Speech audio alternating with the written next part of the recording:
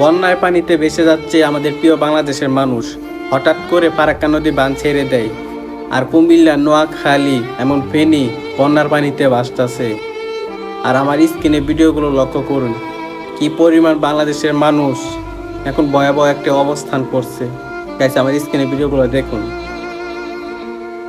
হে আল্লাহ, তুমি রহমত করো। বন্যার পানিতে ভেসে যাচ্ছে আমাদের প্রিয় গরিব অসহায় মানুষগুলো। এই বন্যার হাত থেকে একটু রক্ষা করো।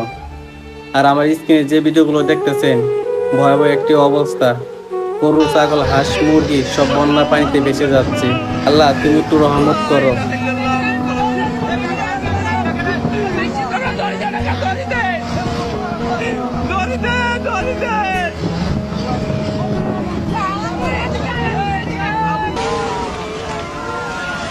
তো যে পরিমাণ উত্তর অঞ্চলে, পাহাড়ি অঞ্চলে যে পরিমাণ বৃষ্টি হচ্ছে, মনে হয় না এই দিন ভালো হবে।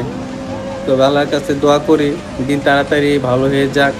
এমন বন্যার পানিতে যারা ভাসতেছে তাদেরকে রক্ষা করেন। তো দেখেন, এ পর্যন্ত এখনো বৃষ্টি হইতেছে। তো এই যে দেখেন কি পরিমাণ বৃষ্টি হইতেছে। তো আমি এখন স্কুলে আছি। তো পাহাড়ি অঞ্চলে যে পরিমাণ বৃষ্টি হচ্ছে, মনে হয় আবার পানি আসবে। হে আল্লাহ, তুমি একটু রহমত করো যারা এখন বন্যার পানিতে ভাসতেছে।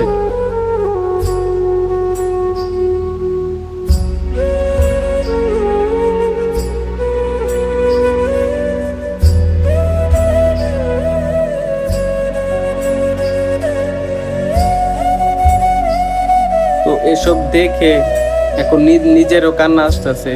দেখেন কি পরিমাণ তারা কষ্ট করতেছে এবং পানিতে ভাসতেছে। জানি না এই পানিতে, বন্যার পানিতে কতগুলো মানুষের প্রাণ হারিয়েছে এবং কি গরু, ছাগল সবকিছু ভাসাই নিয়ে গেছে। আল্লাহ, তুমি একটু রহমত করো।